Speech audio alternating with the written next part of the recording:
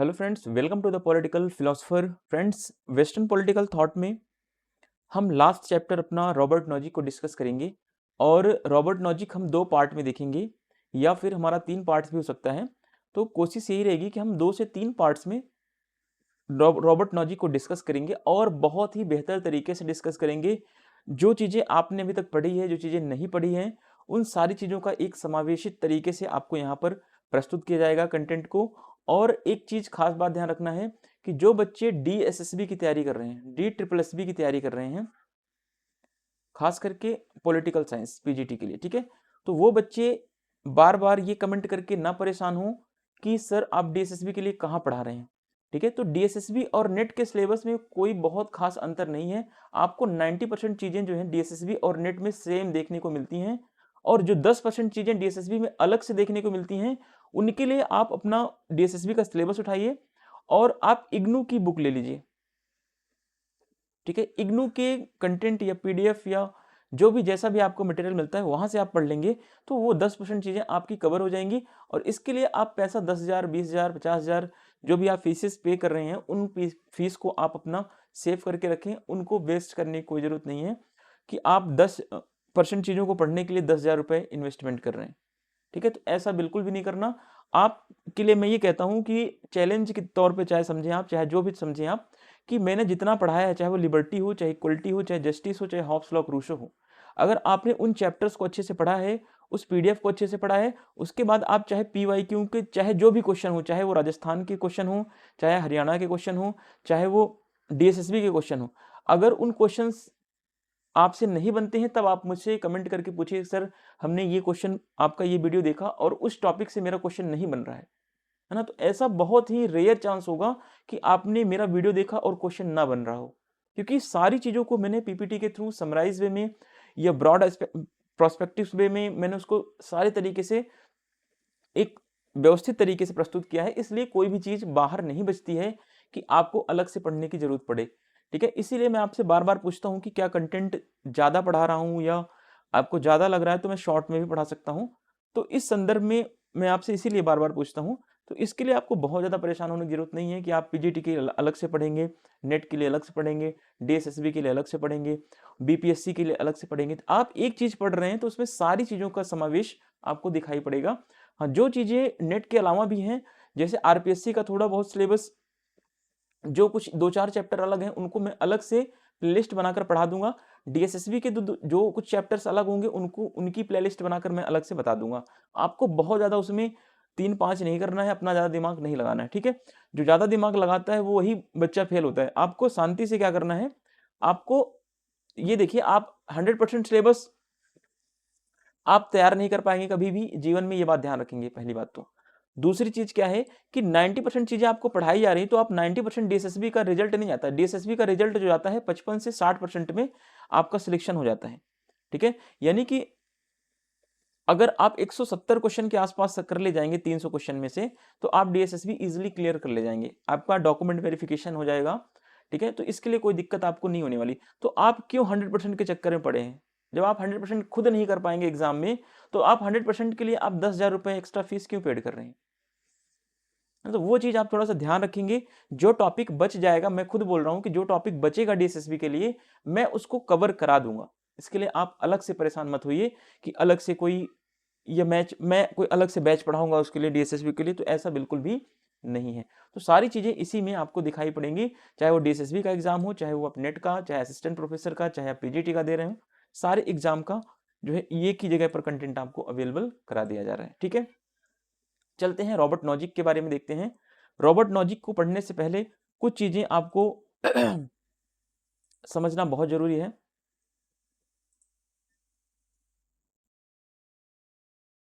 Robert Nozick को देखते हैं एक बार हम।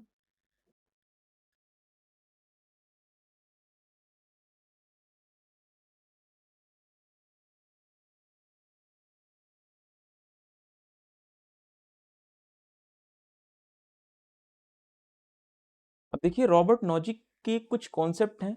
अगर उन कॉन्सेप्ट को आप अच्छे से समझ ले जाएंगे, तो रॉबर्ट नॉजिक का सारा विचार आप अच्छे से समझ ले जाएंगे। ठीक है, चलिए, एक तो ये पहले स्वेच्छा तंत्रवादी विचारक हैं, ध्यान रखना इस बात को।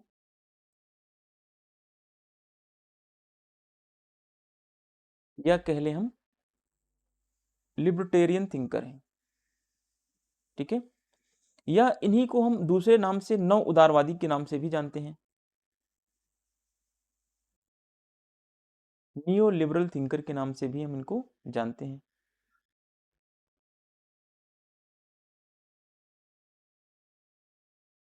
ठीक है, नियो लिबरल थिंकर्स कहलाते हैं। अब आपके मन में एक विचार आ रहा होगा कि सर ये नव स्वेच्छा तंत्रवाद क्या है, नव उदारवाद क्या है, स्वेच्छा तंत्रवाद क्या है ना?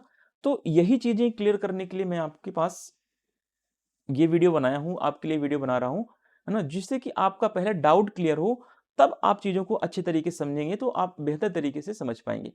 नव उदारवाद या स्वेच्छा तंत्रवाद को समझने से पहले हमें कुछ चीजें और समझनी पड़ेगी, जैसे उदारवाद।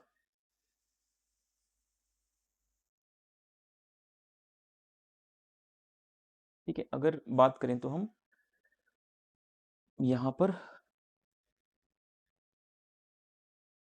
उदारवाद की, ठीक है, तो उदारवाद की कुछ शाखाएं हैं, कुछ ब्रांचेज हैं, इसकी लिबरलिज्म की कुछ ब्रांचेज, जैसे परंपरागत उदारवाद,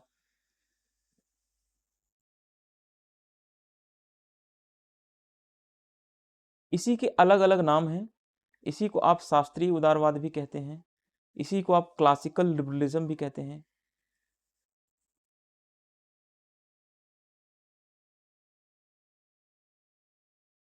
इसी को आप नकारात्मक उदारवाद भी कहते हैं।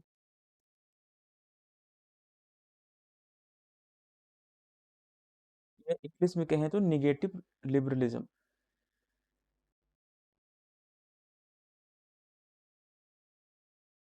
ठीक है, तो ये क्या है, ये परंपरागत उदारवाद के नाम हैं। थोड़ा सा चीजों को आप अगर समझते चलेंगे तो मैं जहां तक मानता हूं कि ये बेहतर होगा आपके लिए।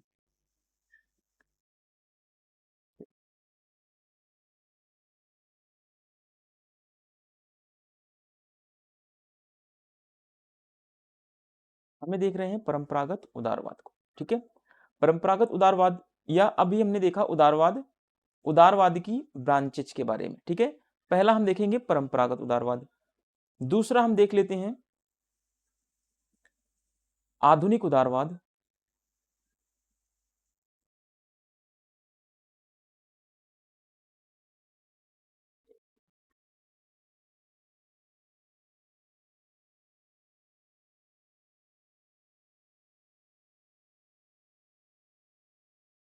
दूसरा हम देखते हैं आधुनिक उदारवाद, इसको हम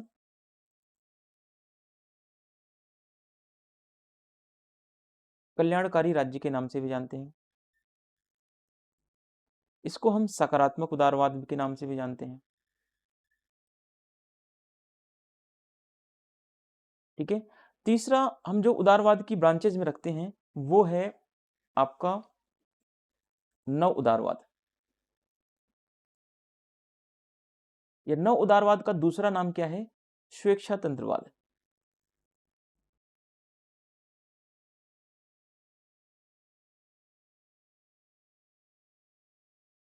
ठीक है, इसी को हम नियो लिबरलिज्म के नाम से भी जानते हैं।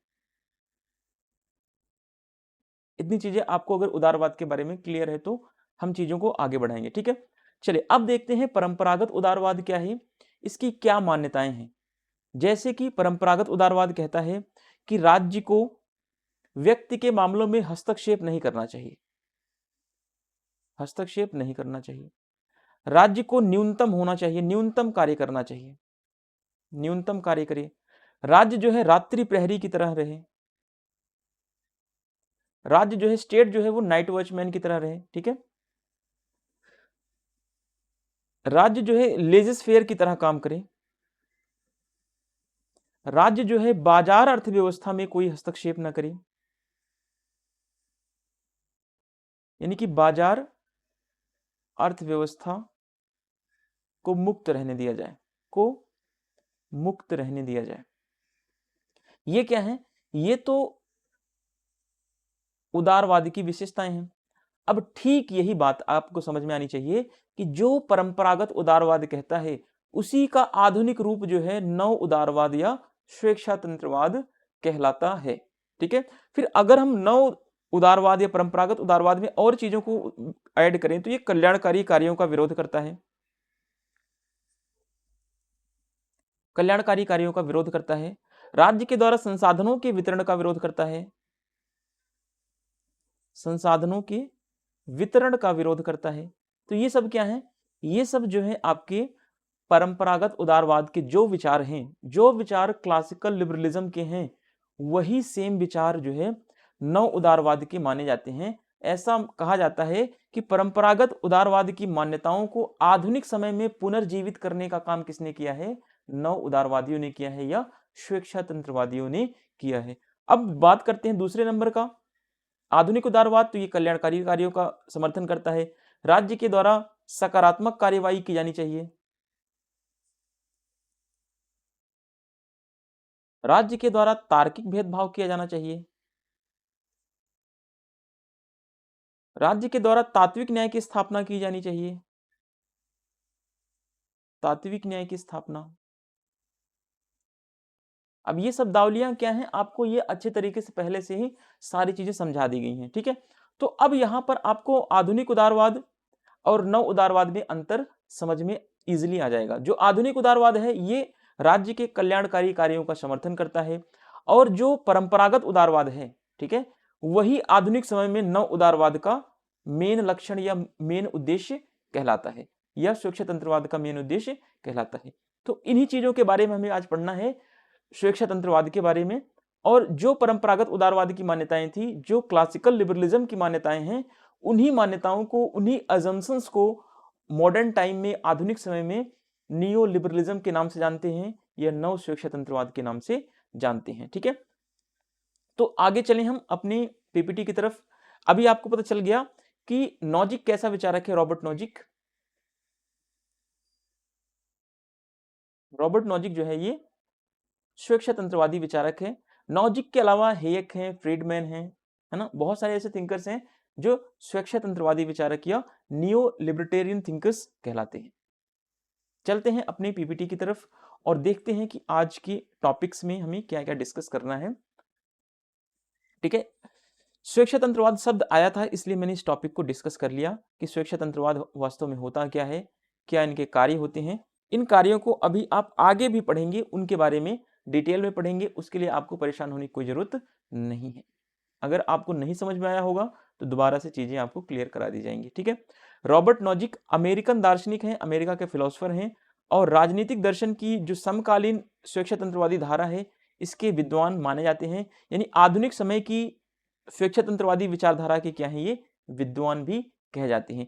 ये हार्वर्ड विश्वविद्यालय से संबंधित हैं। ये हार्वर्ड विश्वविद्यालय में क्या थे, प्रोफेसर्स थे, और ये अमेरिकी या अमेरिकन दार्शनिक एसोसिएशन के अध्यक्ष भी रहे हैं। तो इन सब के बारे में कॉमन सी चीजें होती हैं, कभी कभी यहां से भी क्वेश्चंस पूछा जाता है। जैसे आप फ्रेडरिक्स को इजीली लेते हैं, है ना, तो फ्रेडरिक्स के बारे में आप पब्लिक एडमिनिस्ट्रेशन जब पढ़ते हो तो वहां से क्वेश्चन बनता है कि वो किस पोस्ट पर रहे, किस डिपार्टमेंट के हेड रहे। तो इस चीजों का भी आप थोड़ा सा ध्यान रखेंगे कि ये रॉबर्ट नॉजिक जो है ये अमेरिकन दार्शनिक एसोसिएशन के अध्यक्ष भी रह चुके हैं। तो थोड़ा सा चीज को ये भी आप अगर माइंड में रख पाए तो और बेहतर होगा। Robert Nozick was an American philosopher and scholar of a contemporary libertarianism stream of a political philosophy, ठीक है। ये कंटेम्परेरी लिबर्टेरियन स्ट्रीम के फिलोसोफर हैं, ध्यान रखना है इस चीज को। He was associated with the Harvard university, तो ये हार्वर्ड यूनिवर्सिटी से एसोसिएट रखते हैं या जुड़े हुए हैं, इनका संबंध है। He has also been the president of American philosophical association, ठीक है। तो ये अमेरिकन फिलोसॉफिकल एसोसिएशन के प्रेसिडेंट भी रह चुके हैं। तो ये कॉमन सी जानकारी है इनके बारे में, ये जानकारी भी आपको पता होनी चाहिए। सबसे पहले अमेरिका के प्रसिद्ध अर्थशास्त्री मूने एन बोथबार्ड ने सेकेंड वर्ल्ड वॉर के बाद अपनी कृतियों में इच्छा स्वेच्छातंत्रवाद का वर्णन किया था। यही स्वेच्छातंत्रवाद या इसको इच्छा स्वेच्छातंत्रवाद के नाम से भी हम जानते हैं। अब आपको पता चल गया होगा कि इच्छा स्वेच्छातंत्रवाद क्या है, यानी कि जो परंपरागत उदारवाद की बातें हैं वही इच्छा स्वेच्छातंत्रवाद की बातें हैं। अब आपको एक एक चीज अलग से बताने की जरूरत नहीं पड़ेगी, ठीक है। राजनीतिक दर्शन में इस मान्यता को लोकप्रिय बनाने में, यानी इच्छा स्वतंत्रवाद को या स्वेच्छातंत्रवाद को लोकप्रिय बनाने का काम किसने किया है? तो हेयक, नॉजिक, बर्लिन, फ्रीडमैन, ये सारे ऐसे थिंकर्स हैं जिन्होंने स्वेच्छातंत्रवाद को आधुनिक समय में आगे बढ़ाया, या कह लें कि परंपरागत उदारवाद की मान्यताओं को इन्होंने आगे बढ़ाया है। The famous American economist Murray N Rothbard first described voluntary autocracy, या इसको कहते हैं लिबर्टेरियनिज्म कह सकते हैं यहां पर, in his work after the second world war. Hayek, Nozick, Friedman etc have contributed in the popularizing this belief in a political philosophy। ठीक है, इतना क्लियर है आप लोगों को, तो आगे हम बढ़ते हैं। अगर आपको ये बेसिक चीजें पता चल गई हूं तो हम देखेंगे अब लॉक के विचारों का प्रभाव जो है रॉबर्ट नॉजिक के ऊपर कैसे है। ठीक है, अब यहां पर आपको दो चीजें सीखनी है क्योंकि आगे ये शब्दावलियां आएंगी।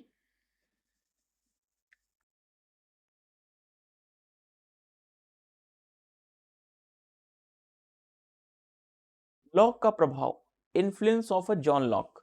जॉन लॉक का प्रभाव जो है रॉबर्ट नॉजिक के विचारों पर किन किन संदर्भ में पड़ा है? तो पड़ा है संपत्ति का श्रम का सिद्धांत, संपत्ति का श्रम सिद्धांत पहला विचार पड़ा है। दूसरा विचार का प्रभाव पड़ा है लॉकियन परंतुक, लॉकियन परंतुक, लॉकियन प्रोविजो।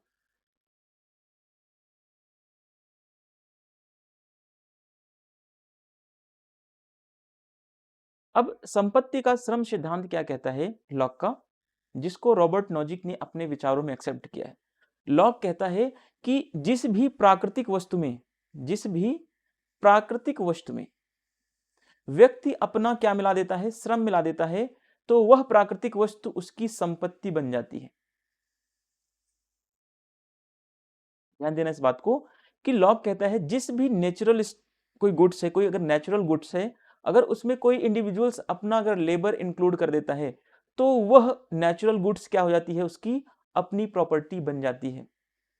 ठीक है, दूसरी बात लॉक कहता है कि संपत्ति का अधिग्रहण करना चाहिए। ठीक है, व्यक्ति अपनी क्षमताओं से कितनी भी संपत्ति ग्रहण कर सकता है, असीमित संपत्ति ग्रहण कर सकता है।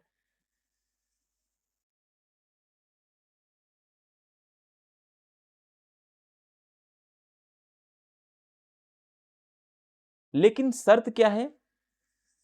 ठीक है, कि संपत्ति दूसरों के लिए भी छोड़ी जानी चाहिए। ठीक है, तो ये चीज क्या है?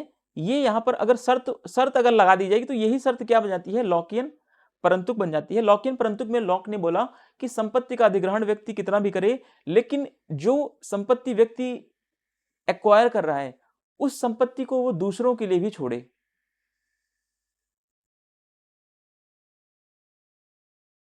ठीक है, ऐसा नहीं कि मान लीजिए एग्जांपल के थ्रू एक आप कोई तालाब है, ठीक है, आपने तालाब पर नियंत्रण बना लिया, अपनी संपत्ति, अपना श्रम मिलाया तालाब के ऊपर और उस तालाब पर अपना क्या कर लिया? नियंत्रण स्थापित कर लिया। तो ऐसे में तो पूरे गांव के लोग बिना पानी के रह जाएंगे। तो ये चीज आप नहीं कर सकते। आप प्राकृतिक संसाधनों का उपयोग अपने अंडर में, प्राकृतिक संसाधनों को आप उतना ही रख सकते हैं जितना कि दूसरों के लिए भी बचना चाहिए उतना। ठीक है, यानी आप प्राकृतिक संसाधनों का इस्तेमाल इस तरीके से करेंगे या एक्वायर या प्राकृतिक संसाधनों को आप हासिल इस तरीके से करेंगे कि दूसरों के जीवन के लिए भी पर्याप्त मात्रा में बची रहे। ठीक है, इसी को बोलते हैं लॉकियन परंतुक। ठीक है, अब लॉक के संपत्ति के श्रम सिद्धांत में कहा गया है व्यक्ति अपनी क्षमता का मालिक होता है, अपनी क्षमता से कितनी भी संपत्ति हासिल कर सकता है। ठीक है, तो ये शब्दावलियां हैं, लॉक से लिया है इसने। और आगे चीजों को हम देखेंगे, जैसे हम आगे और भी चीजें देखेंगे कि विल चैम्बरलेन का तर्क आता है इसमें, एक विल चैम्बरलेन का तर्क, आर्ग्यूमेंट ऑफ बिल चैम्बरलेन। ठीक है, बिल चैम्बरलेन एक, अगर बात करें तो बास्केटबॉल का खिलाड़ी माना जाए, बास्केटबॉल होता है ना, बास्केटबॉल का क्या है? एक प्लेयर है ये। एक खिलाड़ी है बास्केटबॉल का, ठीक है, बिल चैम्बरलिन। तो बिल चैम्बरलिन, जब ये बिल चैम्बरलिन का तर्क देता है तो कब देता है? संपत्ति के अधिग्रहण के सिद्धांत में देता है ये।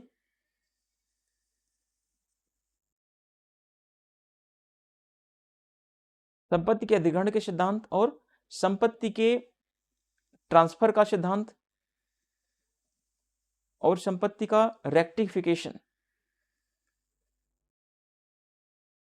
या परिशोधन का सिद्धांत। ध्यान रखना दो तीन चीजों को आप यहां पर, कि ये संपत्ति हासिल करने के 3 नियम बताता है, ठीक है। रॉबर्ट नॉजिक संपत्ति हासिल करने के 3 नियम बताता है कि व्यक्ति संपत्ति कितना भी अधिग्रहण कर सकता है। व्यक्ति संपत्ति अगर अधिग्रहण किया है अगर वैध तरीके से, तो उसको किसी को भी ट्रांसफर कर सकता है। तो ये ट्रांसफर वाली बात जो है विल चैम्बरलिन के तर्क से जुड़ी हुई बात है। अधिग्रहण का सिद्धांत जो है ये लॉक के परंतुक से जुड़ा हुआ सिद्धांत है, लॉकियन परंतुक से जुड़ा हुआ सिद्धांत है, ठीक है।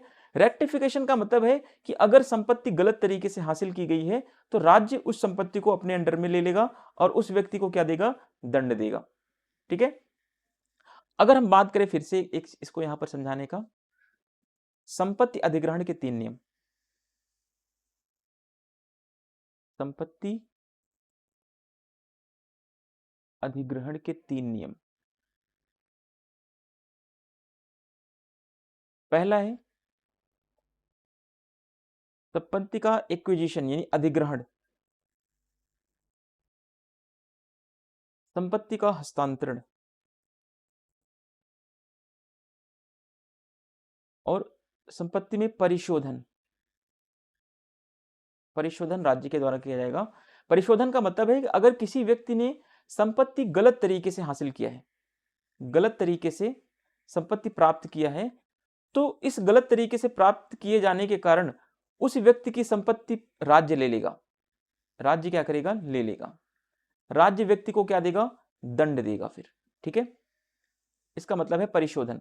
अधिग्रहण का मतलब है इस अधिग्रहण के सिद्धांत में लॉक का संपत्ति का सिद्धांत आता है। जैसे लॉक ने कहा कि व्यक्ति कोई भी संपत्ति, कितनी भी संपत्ति ग्रहण कर सकता है, असीमित कर सकता है,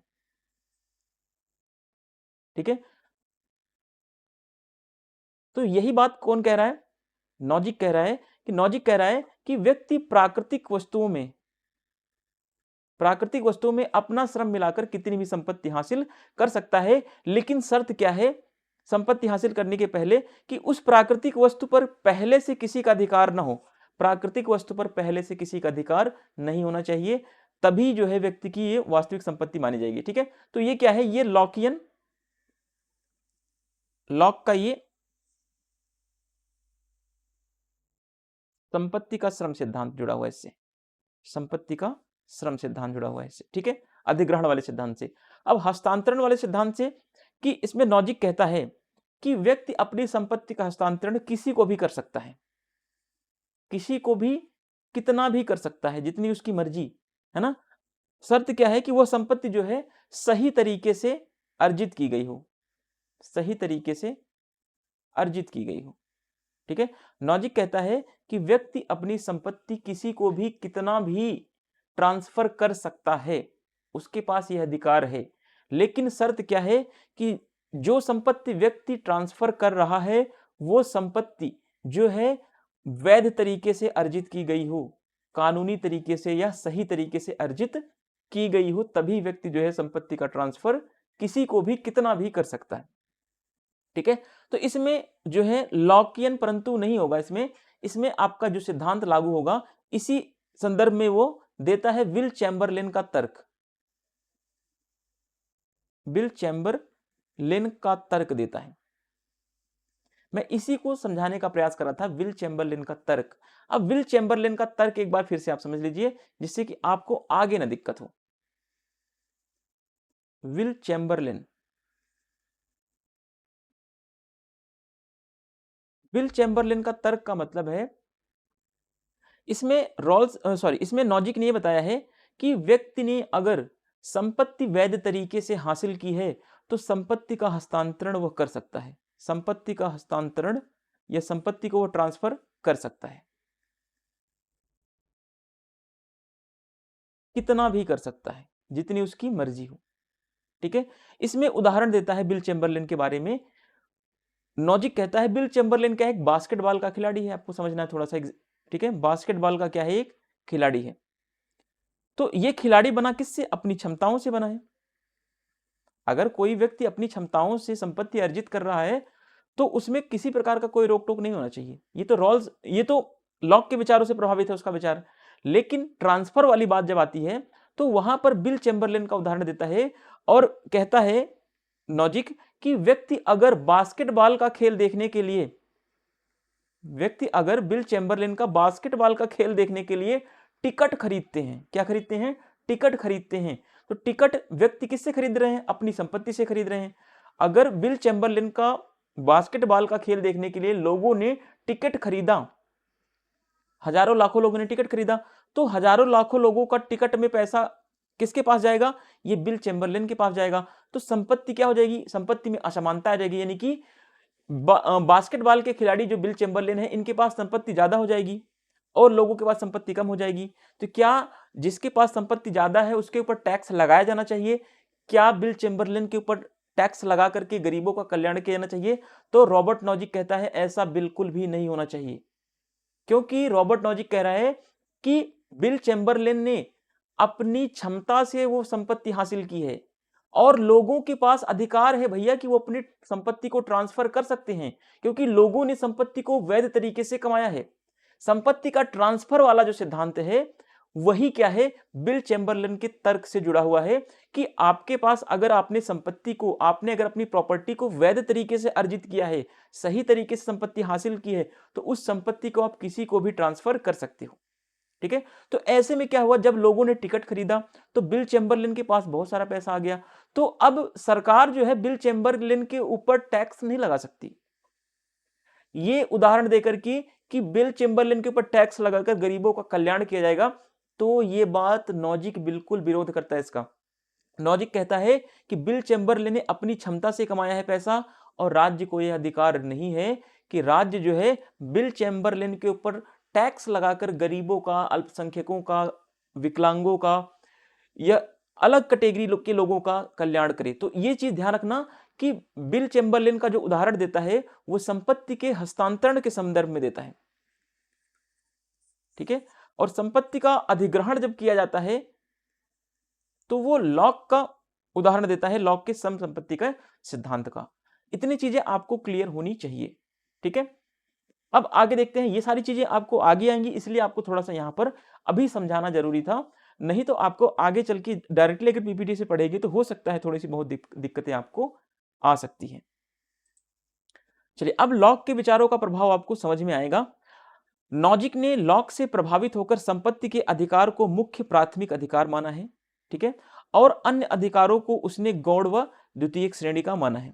अब देखिए लॉक कैसा विचारक है, लॉक परंपरागत उदारवादी है, उदारवाद का पिता है लॉक। लॉक क्या है, उदारवाद का पिता है, परंपरागत उदारवादी है।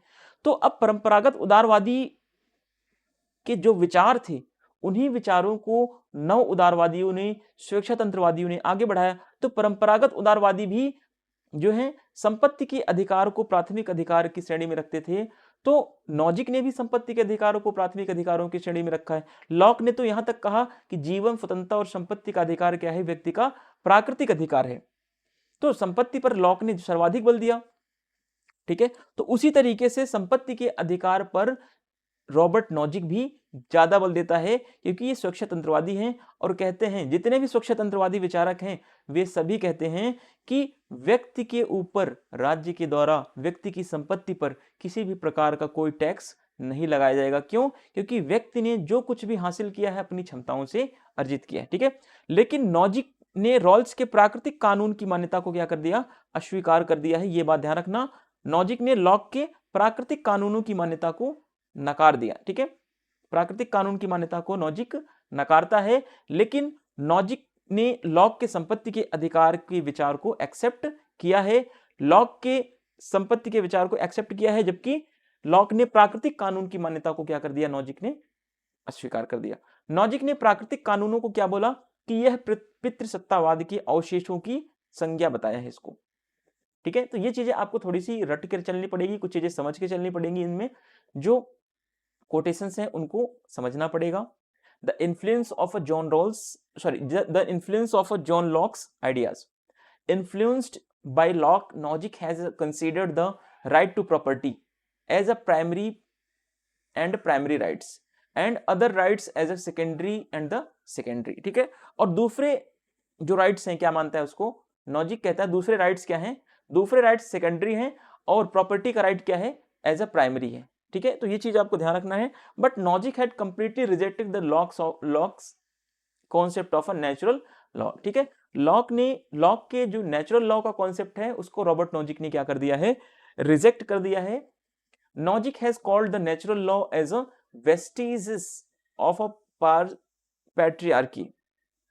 ठीक है, लॉजिक ने नेचुरल लॉ को क्या बोला, वेस्टेजेस ऑफ अ पैट्रियार्की के नाम से इसको बताया है कि ये वेस्टेज है। ठीक है, अवशेष है इसके। अब यहां पर देखना है आपको, कुछ बुक्स हैं रॉबर्ट नॉजिक की जो आपको क्रमवाइज दे रखी हैं। इन क्रमवाइज बुक्स को आपको अपने नोट्स में, अपने क्रमवाइज तो नहीं कह सकते ये, क्योंकि यहाँ पर सोक्रेटिस पजल 1997 आ गया है, इसको यहाँ पर करना चाहिए। तो मैं इसको कर दूंगा, फोर्थ को थर्ड पे ला दूंगा और थर्ड को फोर्थ पे ला दूंगा, तो ये आपका हो जाएगा। ठीक है, अनार्की स्टेट एंड यूटोपिया, ये बुक लिखी गई थी 1974 में, जो कि अ थ्योरी ऑफ जस्टिस जो जॉन रॉल्स ने लिखा था, उस पुस्तक के जवाब में इन्होंने ये पुस्तक anarchy state and utopia Robert Nozick ने लिखी है। ठीक है, दूसरी इनकी पुस्तक है द एग्जामिन्ड लाइफ, जो 1989 में लिखी गई। इसमें एक चैप्टर का नाम है द जिगजैग ऑफ पॉलिटिक्स। फिर इसकी तीसरी पुस्तक है द नेचुरल ऑफ रैशनैलिटी, जो 1993 में लिखी गई थी।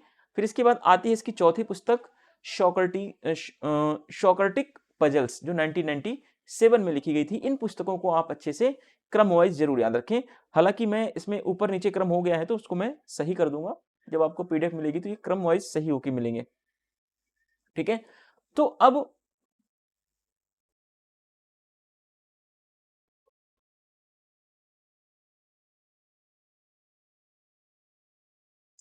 आधे घंटे का टाइम यहीं पे हो गया है, कोई बात नहीं। अब देखते हैं स्वेच्छातंत्रवाद, है ना, क्योंकि नॉजिक स्वेच्छातंत्रवादी विचारक है। नॉजिक के साथ साथ हेयक है, बर्लिन है, फ्रीडमैन है, ऐसे बहुत सारे थिंकर्स हैं जो स्वेच्छातंत्रवाद की विचारधारा से जुड़े हुए हैं। आपने अभी पढ़ा जस्ट कि स्वेच्छातंत्रवाद जो है परंपरागत उदारवाद की मान्यताओं को आगे बढ़ाने का काम किया है। तो अब वही स्वेच्छातंत्रवाद के बारे में आप लिबर्टेरियनिज्म के बारे में काफी चीजों को सीखेंगे यहाँ पर। अब इसके अलग अलग नामों के बारे में, इसे नव उदारवाद या नव दक्षिणपंथ भी कहा जाता है। ठीक है, यह समकालीन उदारवाद की वह धारा है जो निर्बाध स्वतंत्रता, निजीकरण, संपत्ति के अधिकार, अहस्तक्षेप, न्यूनतम राज्य, रात्रि प्रहरी राज्य, खुला व प्रतियोगी बाजार, पूंजीवाद, सीमित सरकार और एडम स्मिथ वाले अदृश्य हाथ में क्या करती है, ये विश्वास करती है, और कल्याणकारी राज्य का क्या करती है, ये विरोध करती है। तो ये सारे पॉइंट्स आपको अपने नोट्स में एज इट इज ऐड कर लेने हैं कि स्वेच्छातंत्रवाद की क्या क्या विशेषताएं मानी जाती हैं। ठीक है, क्या क्या लक्षण होते हैं स्वेच्छातंत्रवाद के, तो मैंने यहां पर आपको ऐड कर दिया है। आपको एक एक पॉइंट याद रखना है कि यह क्या करता है, यह ऐसी विचारधारा है, यानी कि यह ऐसा समकालीन विचारधारा है जो परंपरागत उदारवाद की मान्यता को आगे बढ़ाता है। तो पहला पॉइंट आपका ये हो जाएगा। दूसरा पॉइंट ये व्यक्ति की स्वतंत्रता पर बल देता है, कहता है कि व्यक्ति की स्वतंत्रता पर किसी भी प्रकार का कोई रोक टोक नहीं होना चाहिए। यह प्राइवेटाइजेशन पर बल देता है, कहता है सरकार को सारी चीजों को निजीकरण कर देना चाहिए। व्यक्ति की संपत्ति के अधिकार के ऊपर बल देता है कि हर व्यक्ति के पास अपना प्रॉपर्टी का राइट्स होना चाहिए, और संपत्ति के अधिकार पर राज्य कोई टैक्स नहीं लगा सकता। ठीक है, यह हस्तक्षेप का सिद्धांत पे समर्थन करता है कि राज्य के द्वारा व्यक्ति के मामले में किसी भी टाइप्स का कोई इंटरफेयर नहीं होना चाहिए। यह कहता है कि राज्य जो है न्यूनतम कम से कम काम करे, राज्य जो है एक नाइट वॉचमैन की तरह काम करे, यानी राज्य को यह बताने की जरूरत नहीं है कि व्यक्ति को क्या करना चाहिए क्या नहीं करना चाहिए। ठीक है, और राज्य का कर्तव्य है कि राज्य जो है बाजार और अर्थव्यवस्था को क्या कर दे, खुला छोड़ दे, राज्य कोई भी कल्याणकारी कार्य न करे। और नव उदारवादी जो हैं ये पूंजीवाद के समर्थक हैं, सीमित सरकार की बात करते हैं, सरकार को सीमित होना चाहिए, असीमित नहीं। और ये कहते हैं अदृश्य हाथ में विश्वास करते हैं, जो एडम स्मिथ ने दिया है। अदृश्य हाथ का मतलब है कि सरकार को अपना हाथ हर मामले में अपनी टांग नहीं अड़ानी है। ठीक है, सरकार को अपना हाथ पीछे रखना है, अपना हाथ दिखाना नहीं है। ठीक है। इसका मतलब है कि इंटरफेयर सरकार ना करे। अदृश्य हाथ का मतलब है कि सरकार हर मामले में टांग ना अड़ाए, ठीक है। और कल्याणकारी कार्यों का, राज्य के कल्याणकारी कार्यों का क्या करते हैं, ये विरोध करते हैं। तो ये इतने पॉइंट्स अगर आपको पता चल गया तो क्या नॉजिक, क्या बर्लिन, क्या फ्रीडमैन, ठीक है, सभी के वही विचार होंगे जो ये विचार हैं, क्योंकि जितने भी स्वच्छतंत्रवादी विचारक हैं उनके विचार इसी के इर्द गिर्द घूमते हैं। अगर इतने पॉइंट्स आपको पता चल गया तो नॉजिक के भी वही विचार, बर्लिन के भी वही विचार, हेयक के भी वही विचार, फ्रीडमैन के भी वही विचार। तो आपको बहुत ज्यादा लॉजिक लगाने की कोई जरूरत नहीं है। इसीलिए कहता हूं कि कॉन्सेप्ट सीख लोगे तो चीजें आपको आसान लगेंगी, नहीं तो आप नॉजिक, बर्लिन, हेयक, फ्रीडमैन में उलझे रह जाओगे और तब तक आपका टाइम निकल जाएगा और पता चला कि अगला एग्जाम कब आएगा, फॉर्म कब अगले साल आएगा, ठीक है। तो ये चीज आपको थोड़ा सा ध्यान रखना होता है कि आप तैयारी करें तो स्मार्ट इस तरीके से तैयारी करें, ठीक है। तो एक बार फिर से समझ लेते हैं। ये निर्बाध स्वतंत्रता में विश्वास करता है, निजीकरण में करता है, संपत्ति के अधिकार में विश्वास करता है, हस्तक्षेप में करता है, न्यूनतम राज्य में, रात्रि प्रहरी राज्य में, खुला और बाजार प्रतियोगिता आधारित अर्थव्यवस्था होनी चाहिए, पूंजीवाद होना चाहिए, सीमित सरकार होना चाहिए, और एडम स्मिथ का अदृश्य हाथ का विचार जो है उसमें विश्वास करता है, और कल्याणकारी राज्य के कल्याणकारी कार्यों का क्या करता है, ये विरोध करता है। तो ये क्या है, ये तो स्वच्छतंत्रवाद की विशेषताएं हैं, ठीक है। चलिए, it is also called the neo-liberalism and new rights. This is that stream of a contemporary liberalism which believes in a unrestricted freedom. पहला point privatisation, second point property rights, third point आपका लेजिस fair में believe करता है, minimum state and night watchman state को होना चाहिए, state जो है कानून व्यवस्था को बनाए रखे, ठीक है, लॉ एंड ऑर्डर को मेंटेन रखे, इससे ज्यादा स्टेट को कोई काम करने की जरूरत नहीं है, ओपन एंड कॉम्पिटेटिव मार्केट होना चाहिए, ये कहता है, कैपिटलिज्म को सपोर्ट करता है, ये लिमिटेड गवर्नमेंट की बात करता है, एंड एडम स्मिथ के इनविजिबल हैंड वाले स्टेट की बात करता है, और ये जो लिबरलिज्म है ये वेलफेयर स्टेट का क्या करता है, अपोज करता है, ओपोनेंट करता है। इतने पॉइंट्स आपको पता होना ही चाहिए, ठीक है। तब आपको जितने भी थिंकर्स दिखाई पड़ेंगे चाहे वो स्वच्छतंत्रवाद से हैं तो आपको सब एक एक चीजें आपको समझ में आ जाएंगी इजीली, ठीक है। स्वच्छतंत्रवाद के कई रूप प्रचलित हैं पर इसके सबसे महत्वपूर्ण विचारक कौन है स्वच्छतंत्रवाद में, तो रॉबर्ट नॉजिक को हम देखते हैं। ये रॉबर्ट नॉजिक हमारे सिलेबस में भी है, ठीक है। नॉजिक ने रॉल्स के उदार समतावादी न्याय के सिद्धांत के विरुद्ध में 1974 में एक पुस्तक लिखी। कौन सी पुस्तक, anarchy state and utopia. Rawls ने कौन सी लिखी थी, द थियरी ऑफ जस्टिस, ठीक है, अ थियरी ऑफ जस्टिस, जो 1971 में लिखी थी। इसी पुस्तक के विरोध में नॉजिक ने एक पुस्तक लिखी, अनार्की स्टेट एंड यूटोपिया, ठीक है। ये क्या थी, स्वच्छतंत्रवादी आदर्श का चित्रण इसमें प्रस्तुत किया गया है। स्वच्छतंत्रवाद की तीन धाराओं के रूप में हम देखते हैं, स्वच्छतंत्रवाद को हम तीन धाराओं में बांट कर देखते हैं मात्रा के आधार पर, यानी उनकी कितनी एक्सट्रीमिस्ट है, कितना वो ज्यादा तीव्र है, कितना कम तीव्र है, कितना अधिक तीव्र है, इस आधार पर हम स्वच्छतंत्रवाद को तीन भागों में डिवाइड करके पढ़ते हैं, ठीक है। अब आगे देखते हैं। There are many forms of libertarianism, but its most important thinker is a Robert Nozick. Nozick has a depicted the libertarian ideal in his book Anarchy, State and Utopia against Rawls' liberal egalitarian theory of justice. Three streams of libertarian, this is based on the degree of extremism. Extremism के degree के base पर हम liberalism को three types में, हम three parts में divide करके हम पढ़ते हैं। तो स्वच्छतंत्रवाद की तीन धाराएं कौन कौन सी हैं इनके बारे में हम यहाँ पर चर्चा करने का प्रयास करेंगे, ठीक है। एक होता है नरम स्वच्छतंत्रवाद, दूसरा है अतिवादी स्वच्छतंत्रवाद, तीसरा है न्यूनतम राज्य स्वच्छतंत्रवाद। तो इनके बारे में एक एक करके यहाँ पर हम थोड़ा सा समझने का प्रयास करते हैं।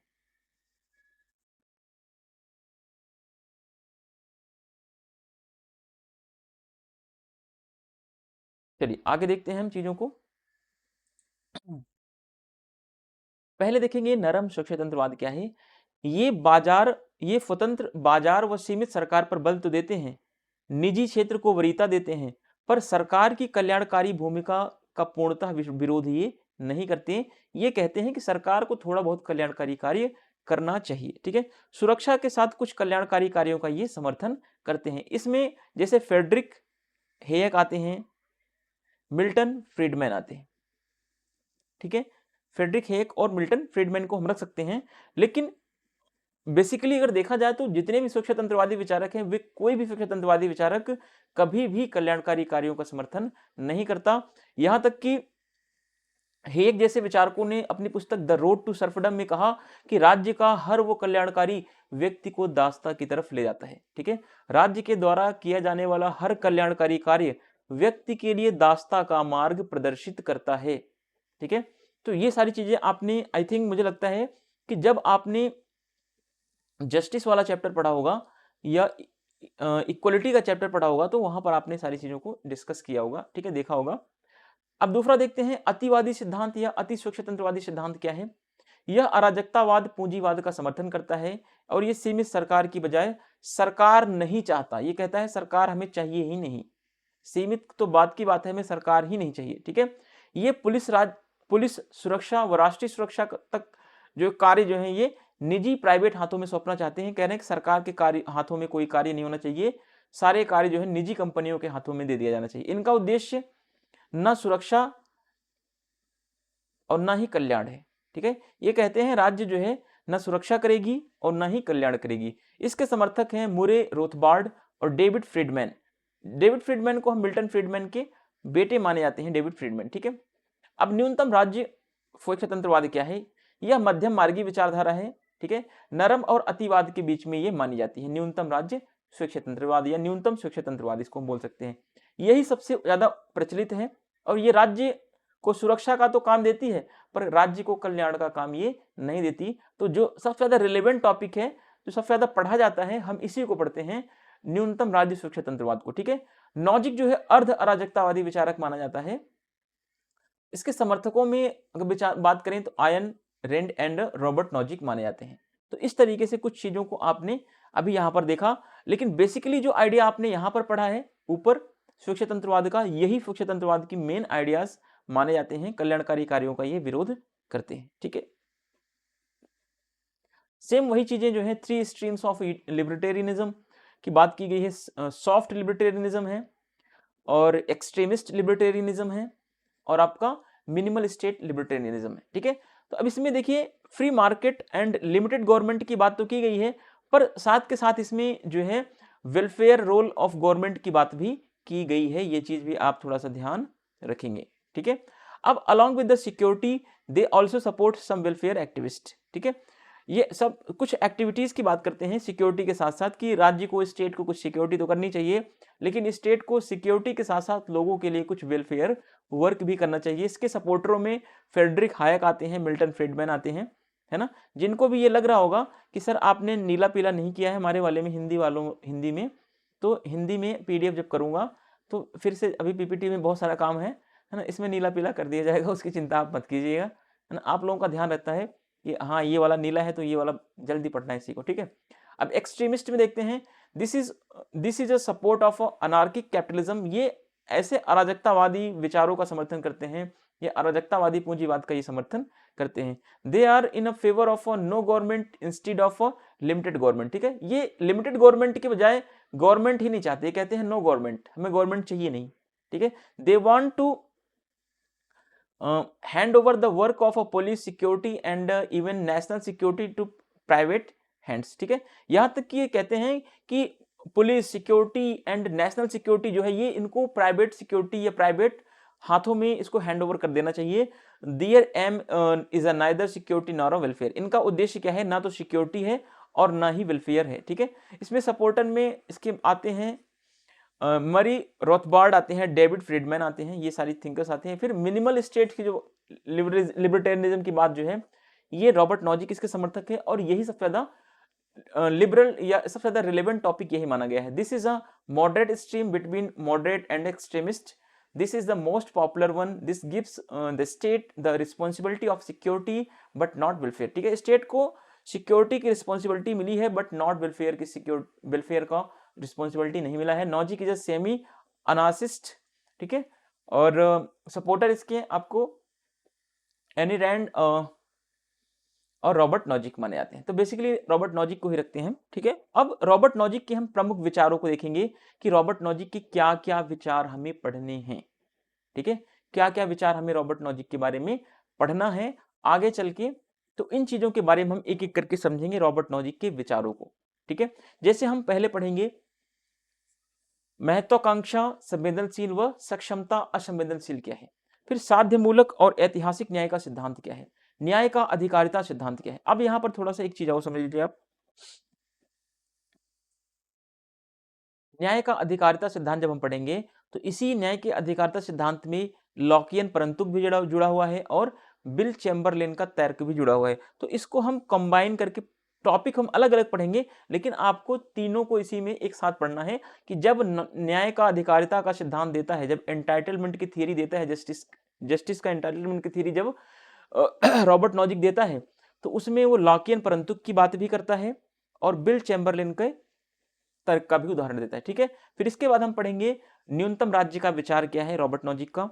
फिर हम पढ़ेंगे अनुभवहीन मशीन और उपयोगिता राक्षस का विचार क्या है, अधिकारों का स्वच्छतंत्रवादी विचार क्या कहलाता है, जो जैसा चयन करे जिसका जैसा चयन हो, ठीक है, क्या है ये, इसके बारे में स्टडी करेंगे। न्याय की ऐतिहासिक संकल्पना क्या है, इसके बारे में, इतने कॉन्सेप्ट को हम रॉबर्ट नॉजिक के बारे में डिटेल में पढ़ेंगे। और इसके बाहर मुझे नहीं लगता कि रॉबर्ट नॉजिक पर कोई क्वेश्चन बनेगा या बन सकता है, ठीक है। बनेगा तो वो बात की बात होगी, वो सारी चीजों को हम और प्रैक्टिस में करेंगे, लेकिन इतने कॉन्सेप्ट को आपको सीखना पड़ेगा यहाँ पर, और एक एक चीजों को हम बहुत डिटेल में सीखेंगे, क्योंकि यहाँ पर मेरा कोई टारगेट ये नहीं है कि मैं आपको कोर्स पढ़ा रहा हूँ कि आपसे मैंने पैसे लिए हैं कि आपको जनवरी तक पूरा करना है, दिसंबर तक पूरा करना है। इसमें कोई टारगेट वाली बात नहीं है। जब टारगेट वाली बात नहीं है तो इसको हम इजिली अपने हिसाब से, अपने जितना हमें टाइम मिलेगा, जितना हमें लगेगा कि हमें कंटेंट को और ऐड करना है, एग्जाम के पैटर्न्स को देखते हुए कि एग्जाम में जो क्वेश्चंस पूछे जा रहे हैं, जो उनका नेचर है वो टिपिकल होता जा रहा है, कठिन होता जा रहा है, तो उस हिसाब से हम अपने नोट्स को भी उसी हिसाब से बनाते चलेंगे आगे, ठीक है।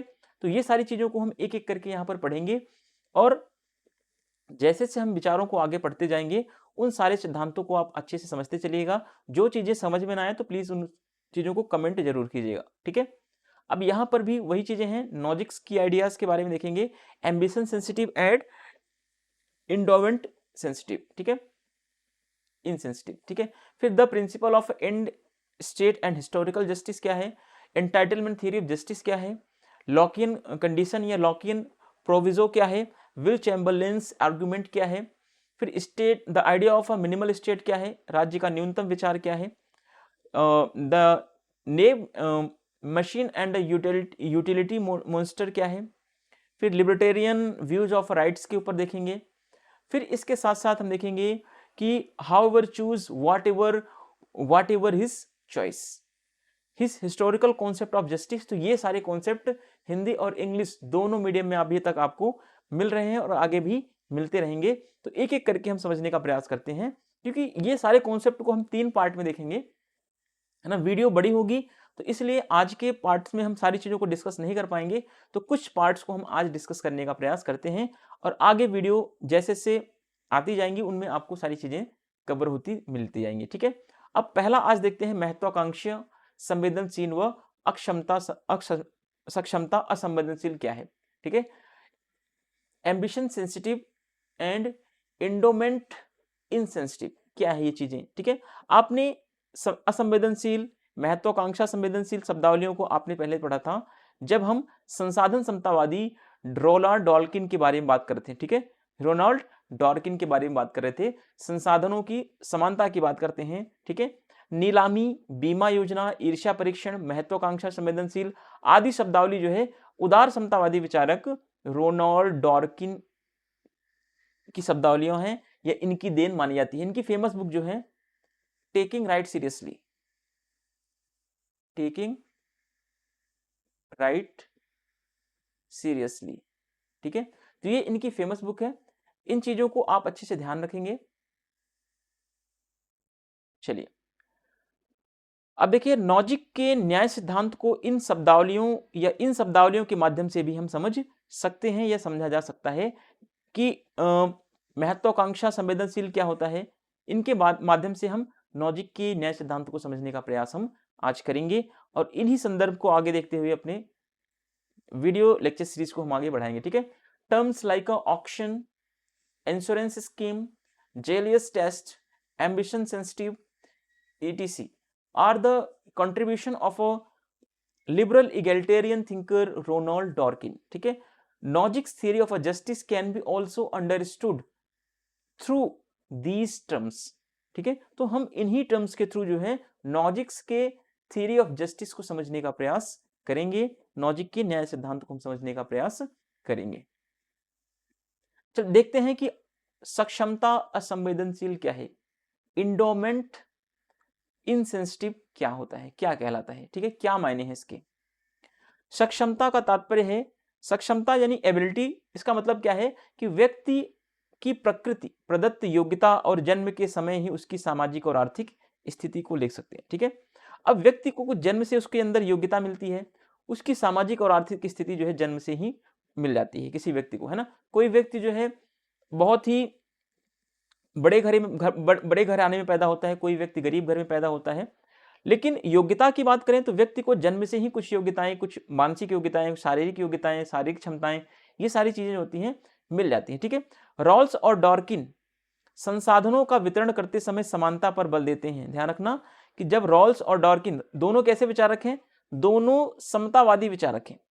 ठीक है, एक तो डॉर्किन जो है संसाधनों की समानता की बात करता है, रॉल्फ जो है उदार समतावादी विचारक है। तो दोनों विचारकों ने जब संसाधनों के वितरण किया तब ये समानता पर बल दिया कि सबको समान संसाधन मिलने चाहिए, चाहे उसकी क्षमता कैसी भी हो। ठीक है, अतः वे सक्षमता प्रदत्त प्राकृतिक प्रतिभाओं के प्रति क्या है, असंवेदनशील रहे हैं। ठीक है, तो रॉल्स और डॉर्किन जो है ये सक्षमता के प्रति, यानी प्रकृति ने जो उनको प्रतिभा दी है लोगों को, उसके प्रति क्या रहे हैं, ये असंवेदनशील रहे हैं। उसको इन्होंने बहुत सीरियसली डॉर्किन और रॉल्स ने नहीं माना है, ये चीज ध्यान रखना। Endowment means the ability given by nature to a person to his socio-economic status at the time of birth. Rawls and Dworkin emphasizes on equality while distributing resources, so they are insensitive towards ability and the natural talents। ठीक है, अब ये प्रतिभावान, वे प्रतिभा यानी कि डॉर्किन और Rawls प्रतिभावान लोगों को अन्य से ज्यादा प्राथमिक वस्तुओं का वितरण नहीं करते, जबकि नॉजिक कहता है कि जो प्रतिभाशाली व्यक्ति है, जिनके अंदर जन्म से ही कुछ प्रतिभाएं हैं, उनको औरों से ज्यादा संपत्ति मिलनी चाहिए। लेकिन रॉल्स और डॉर्किन ने क्या किया कि प्रतिभावान लोगों को अन्य लोगों से ज्यादा प्राथमिक वस्तुओं का वितरण नहीं किया। प्राथमिक वस्तु में धन, संपदा, शक्ति, सत्ता, इन सब का वितरण जो किया जा रहा था वो सबको इन्होंने एक समान दिया। ठीक है, लेकिन इसके विपरीत नॉजिक क्या बोलते हैं, नॉजिक प्रतिभाशाली व योग्य लोगों को अधिक संसाधन वितरण के पक्ष में हैं, ये बात ध्यान रखना। जबकि रॉल्स और डॉर्किन ने प्रतिभावान लोगों को ज्यादा संपत्ति या प्राथमिक वस्तुओं का वितरण अधिक नहीं किया। ठीक है, प्रतिभावान लोगों को या प्रतिभावान लोगों की प्रतिभाओं का ध्यान प्रतिभावान लोगों का रॉल्स और डॉर्किन ने उनकी प्रतिभाओं का ध्यान नहीं रखा, उनको अधिक संसाधनों का वितरण नहीं किया, संसाधनों का समान वितरण जो है रॉल्स और डॉर्किन ने किया। लेकिन यहां पर नॉजिक की बात करें तो नॉजिक ने प्रतिभावान व्यक्तियों के प्रतिभा को ध्यान में रखा, योग्यता को ध्यान में रखा, उनकी एबिलिटी को ध्यान में रखा और योग्य लोगों को इन्होंने ज्यादा संसाधन वितरित किए। ठीक है, इसी को बोलते हैं सक्षमता असंवेदनशील। सक्षमता असंवेदनशीलता का मतलब है कि आपके अंदर एबिलिटी है, लेकिन उस एबिलिटी को, उस सक्षमता को, उस योग्यता को लोगों ने ध्यान में नहीं दिया, इसे बोलते हैं असंवेदनशील। आपकी योग्यता से लोग असंवेदनशील हैं। तो असंवेदनशील कौन कौन से थे, तो असंवेदनशील जो हैं वो रॉल्स और डॉर्किन थे। ठीक है, प्रतिभाशाली लोगों की क्षमताओं से, लेकिन नॉजिक नहीं था। नॉजिक ने कहा कि जो प्रतिभाशाली व्यक्ति हैं उनको अन्य लोगों से ज्यादा संसाधनों का वितरण किया जाएगा। ये सामान्य बातें हैं, आप इनको समझते हुए चलेंगे। They don't distribute more primary goods like a money, property, power, authority to talented people than the others। ठीक है, तो रॉल्स और डॉर्किन ने क्या किया, जो है टैलेंटेड पीपल्स की, उनकी टैलेंट को ध्यान में नहीं रखा, और जो टैलेंटेड पीपल थे उन टैलेंटेड पीपल को एक्स्ट्रा जो है रिसोर्सेस नहीं दिए गए या प्राइमरी गुड्स एक्स्ट्रा नहीं दिए गए। Nozick is on the country, he is in favour of distributing more to talented and the capable peoples. ठीक है, जबकि नॉजिक क्या है, यहां पर रॉल्स और डॉर्किन का विरोधी है, और नॉजिक कहता है कि जिनके पास योग्यता है, जिनके पास टैलेंट है, उनको अदर पर्सन से ज्यादा, दूसरों से ज्यादा रिसोर्सेज उनको मिलना चाहिए, दूसरों से ज्यादा संसाधन प्रतिभावान व्यक्तियों को मिलना चाहिए। ये नॉजिक मानता है, क्योंकि नॉजिक क्या है, नॉजिक सक्षमता को लेकर संवेदनशील है। ध्यान रखना, सक्षमता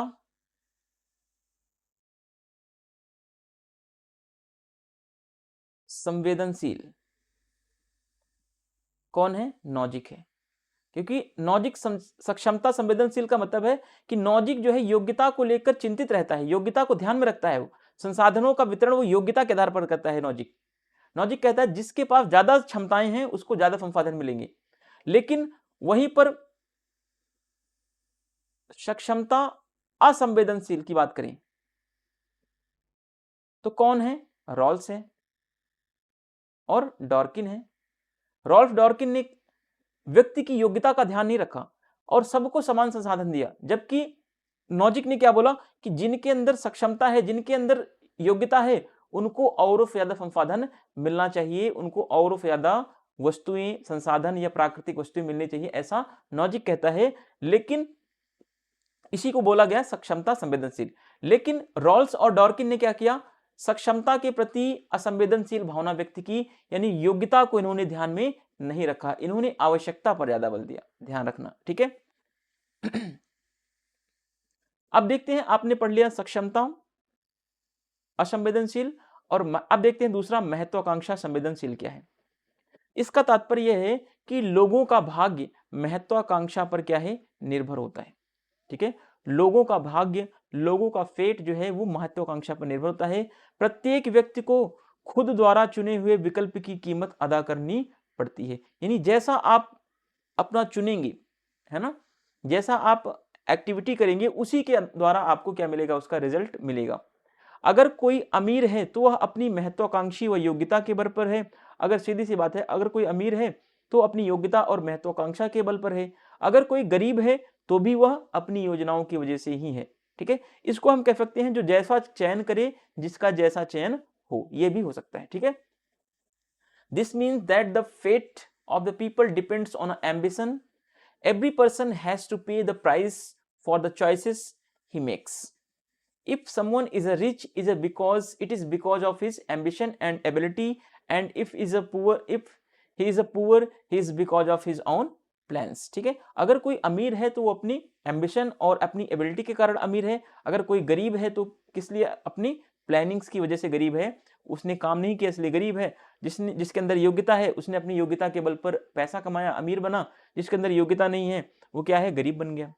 ठीक है, नॉजिक का न्याय सिद्धांत जो है महत्वाकांक्षी संवेदनशीलता पर आधारित है। यानी नॉजिक कहता है जिसके पास योग्यता है वो कितना भी पैसा अर्जित कर सकता है, कितनी भी संपत्ति अधिग्रहण कर सकता है।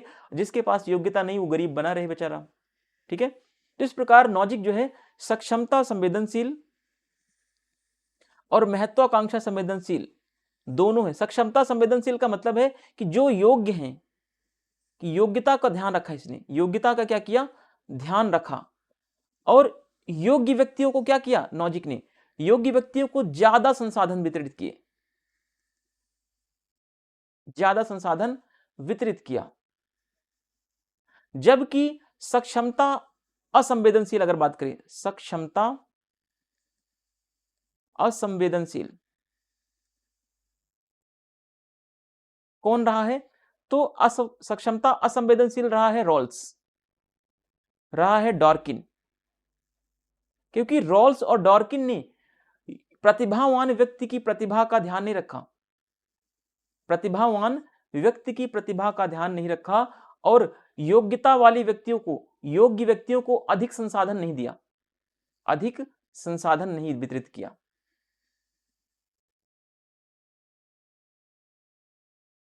इसका मतलब यह हुआ कि योग्यता को लेकर, सक्षमता को लेकर ये क्या थे, असंवेदनशील थे। इन्होंने सक्षमता योग्यता पर ध्यान ही नहीं दिया और सबको समान संसाधन वितरित किए। किसने? रॉल्स और डॉर्किन ने। जबकि सक्षमता संवेदनशील कौन बना रहा? सक्षमता योग्यता पर ध्यान दिया किसने? नॉजिक ने। नॉजिक ने योग्यता पर ध्यान दिया, सक्षमता पर ध्यान दिया और सक्षमता और योग्यता के प्रति सेंसिटिव रहा, ठीक है, उसको ध्यान में रखा। और जो योग्य व्यक्ति थे, जो सक्षम थे, उनको ज्यादा संसाधन इसने वितरित किए। ठीक है, इस प्रकार नॉजिक क्या है? सक्षमता संवेदनशील है। क्या क्वेश्चन बन सकता है कि नॉजिक सक्षमता असंवेदनशील है? तो यहां से भी क्वेश्चन बन सकता है कि नॉजिक के विचारों में सक्षमता असंवेदनशील का विचार पाया जाता है? तो नहीं। ठीक है, नॉजिक के विचारों में सक्षमता संवेदनशील है, यानी योग्यता को इसने क्या किया? एबिलिटी को ध्यान में रखा, एबिलिटी के प्रति ये सेंसिटिव रहा। जो एबिलिटी जिसके अंदर थी ज्यादा, उसको ज्यादा रिसोर्सेज इसने डिस्ट्रीब्यूट किए हैं। ठीक है, ये चीज आप थोड़ा सा ध्यान रखेंगे तो आपको समझ में आ जाएंगी। उम्मीद करता हूं कि चीजें आपको बिल्कुल क्लियर समझ में आ गई होंगी। अगर नहीं आई होंगी तो प्लीज आप मुझे कमेंट करके पूछिएगा, या फिर आप मुझे अलग नंबर पर भी मुझे आप व्हाट्सएप करके 8882868707 यहां पर आप मुझे व्हाट्सएप कर सकते हैं, टेलीग्राम कर सकते हैं। यहां से अगर आपके अंदर कुछ डाउट्स हैं तो आप उन डाउट्स को पूछ सकते हैं। हाँ, आप कॉल करेंगे, मैं फ्री रहूंगा तो उसका रिप्लाई जरूर दूंगा। ठीक है, तो इस चीज को लेकर के आप अपने मन में बिल्कुल भी कंफ्यूजन ना रखें कि कोचिंग पढ़ेंगे तो सक्सेस होंगे, अगर यूट्यूब पर फ्री में पढ़ रहे हैं तो सक्सेस नहीं होंगे। जो बच्चे मेरे चैनल को देख रहे हैं, आप उनसे पूछिएगा, मैं आपको हजारों कमेंट्स दिखा दूंगा ऐसे कि उनका कमेंट यही रहता है कि सर मैंने आपका वीडियो देखा, और किसी भी एग्जाम का पीवाई क्यों हो या कोई भी क्वेश्चन हो, वो आपके वीडियो से बन जाता है इजीली, है ना। बन इसलिए आता है क्योंकि मैं जब कंटेंट बनाता हूं तो उन सारे टॉपिक्स को देखता हूं, क्वेश्चंस को देखता हूं, क्या क्वेश्चन एग्जाम में पूछा गया है, क्या पैटर्न है, क्या पूछे जाएंगे, क्या पॉसिबिलिटीज हैं, उन सबको ध्यान में रख के ही कंटेंट बनाता हूं, है ना। नहीं तो दूसरे लोगों की तरह कंटेंट बनाकर चला जाऊं, पढ़ाकर चला जाऊं, ना तो वो एग्जाम में पूछा जाएगा, ना तो अब उसका रेलेवेंसी कोई रह गया है। तो इस हिसाब से चीजें आप इस तरीके से पढ़ें कि आपको आने वाले टाइम में काम करें। ठीक है, तो इस तरीके से आज का ये टॉपिक यहीं पर हम क्लोज करेंगे। और क्योंकि 1 घंटे का वीडियो हो चुका है, इससे बड़ा वीडियो अगर होगा तो थोड़ी सी मुश्किलें आपके लिए बढ़ेंगी। और अगले पार्ट्स में हम देखेंगे साध्यमूलक और न्याय का ऐतिहासिक सिद्धांत, फिर उसी में साध्यमूलक सिद्धांत क्या है और ऐतिहासिक सिद्धांत क्या है ये देखेंगे। इसका हम एक मैप थ्रू देखेंगे, कैसे इसको डिवाइड करके हम फ्लो चार्ट्स के थ्रू पढ़ सकते हैं। ठीक है, और फिर न्याय का हकदारी सिद्धांत या पात्रता का सिद्धांत देखेंगे। एक एक करके सारी चीजों को देखेंगे। फिर विल चैम्बरलिन का तर्क देखेंगे, है ना, क्या है ये, कैसा नहीं है। अगली वीडियो में सारी चीजों को हम एक एक करके कवर करेंगे। और इतना चीज अगर आप पढ़ लेंगे, अभी इसके आगे वीडियो पीपीटी बनानी है लॉक इन परंतुक को लेकर के, क्या है कैसे है लॉक इन परंतुक। हालांकि आज मैंने आपको पढ़ा दिया, समझा दिया, और आपको बिल चैम्बरलिन का भी तर्क मैंने समझा दिया है। तो इन चीजों को आप अच्छे से एक बार ध्यान रखेंगे। बिल चैम्बरलिन का तर्क जो था वो आपको सुशीला रामास्वामी की बुक में भी देखने को मिल जाएगा, ओपी गाबा की भी बुक में देखने को मिल जाएगा, हर किसी थिंकर्स के बुक में आपको ये इजीली देखने को मिल जाता है। ये सारा कंटेंट उन्हीं सब टॉपिक से लिया गया है, कोई अलग से मैंने अपने मन से कुछ भी नहीं बनाया इसमें, है ना। सारी चीज़ों को एक रेफरेंस बुक से लिया गया है सारा कंटेंट। तो आप इन चीज़ों का ध्यान रखेंगे और आने वाले वीडियोज़ में हम इन सारी चीज़ों को एक एक करके कवर करेंगे। तो आज का जो हमारा वीडियो रहा है वो हमारा एक टॉपिक कवर हुआ है आज का, ambition sensitive and endowment sensitive. ठीक है, तो अगला हमारा जो टॉपिक होगा, हम लगभग 3 टॉपिक्स को कवर करेंगे। ठीक है, 4 टॉपिक्स को। एक तो principle of historical justice and entitlement theory of justice and lock in provision and lock in proviso और बिल चैम्बरलिन आर्गुमेंट। ये 4 कॉन्सेप्ट को हम अगली वीडियो में कवर करेंगे। उसके अगले वीडियो में फिर हम 4 वीडियोस को और कवर करेंगे, या अगले पार्ट में कवर करेंगे। तो इस तरीके से हमारा 3 पार्ट में अच्छे से कवर हो जाएगा। और हम अब अगले पार्ट में सारी चीज़ों को डिस्कस करेंगे।